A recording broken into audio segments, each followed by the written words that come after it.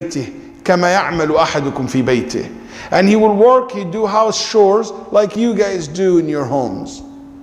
But when the salah comes, he leaves the house as if we don't know him and he doesn't know us. When the salah times, قال خرج كأننا لا نعرفه ولا يعرفنا. As if he doesn't know us. Straight to the salah. ولا رأيته ضرب بيده امرأة ولا خادما قط. He never hit a servant or a woman ever in his life, sallallahu alaihi wasallam.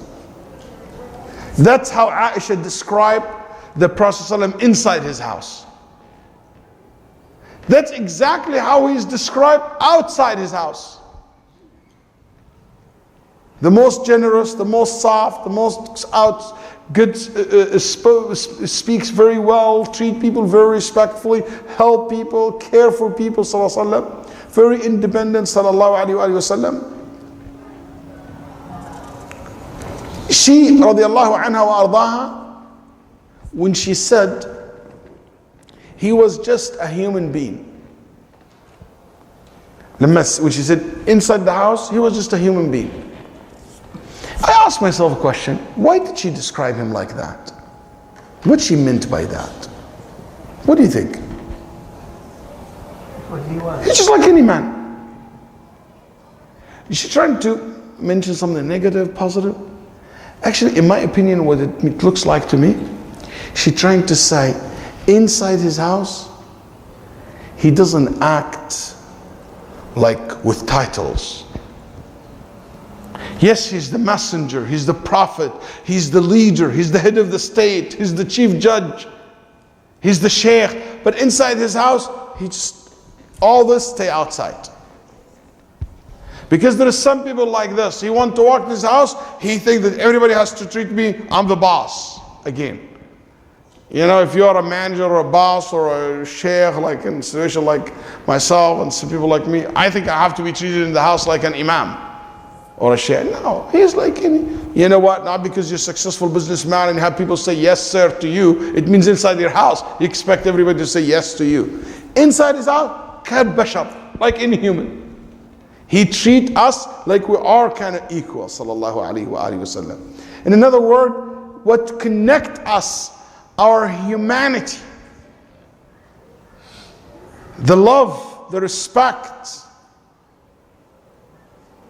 Sometimes we forget that when we go to our homes. I ask myself, he helped at home. Have you guys ever seen how big Aisha's house is? It was one room. What he's doing? He's serving he helped his family. What kind of help? I ask myself this question a lot. What kind of help he's doing? The size wise, it's just one room. Yani, what's so big deal about one room for Aisha to take care of? That she needs the help of Muhammad sallallahu alaihi wasallam. Not only that, tell me what he's doing. Oh, there's so much furniture in that house? No, barely there is anything in it.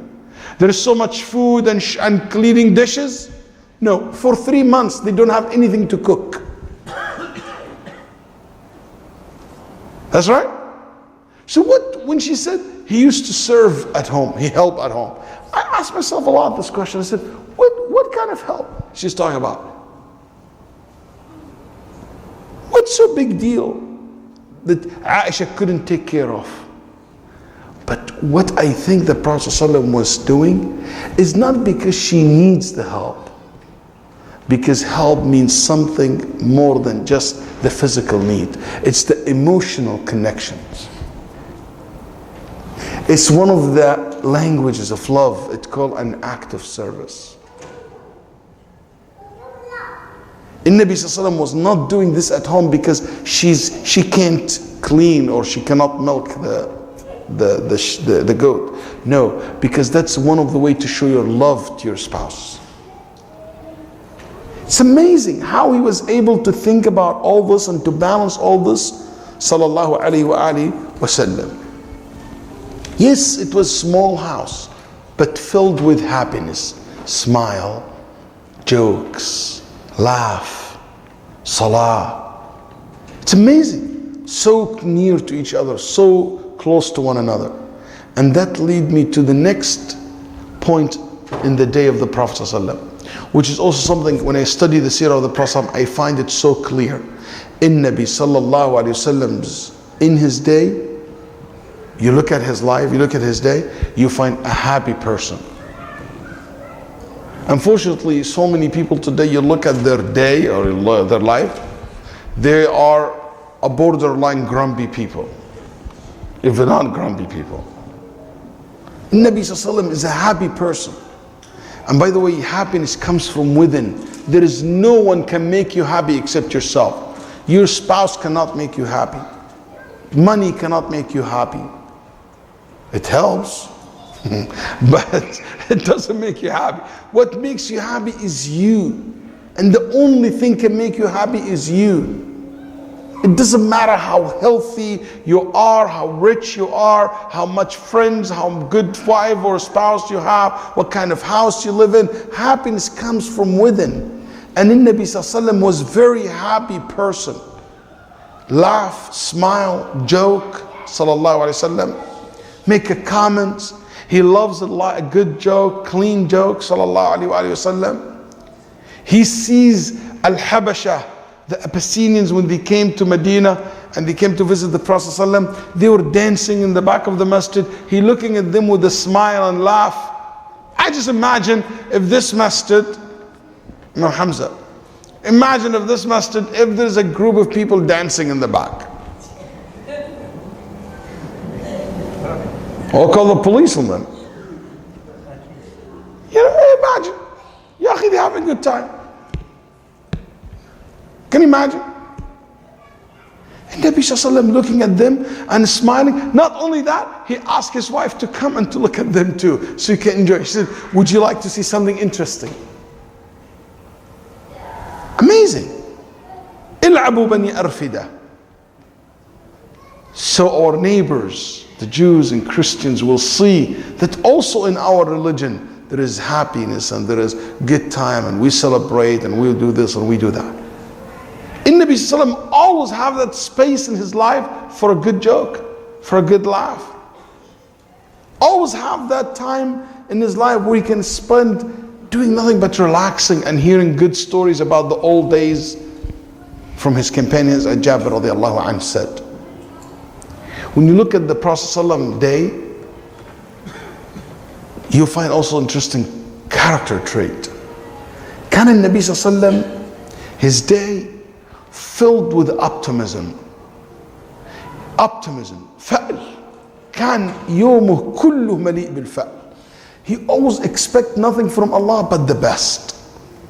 He always expect the best of people. Think the best of people. Very positive in the way he look at people and look at the future and see the past. When he look at something, he see the best of it. He look at the best of the society. When he said, sallallahu alaihi wasallam, I was sent to complete the good manners that you have. He didn't look at what Quraysh have of betraying, fighting one another, worshipping idols. He said, I came to complete the good manners that you have. Unfortunately, we have this very negative way of looking at people. When we look at people, we look at the worst of them. Like I know, and I'm sorry to say that, I don't mean wallahi anything by saying that, but it's sad for me when I hear somebody, the only thing I see in someone, his haircut, how it looks like.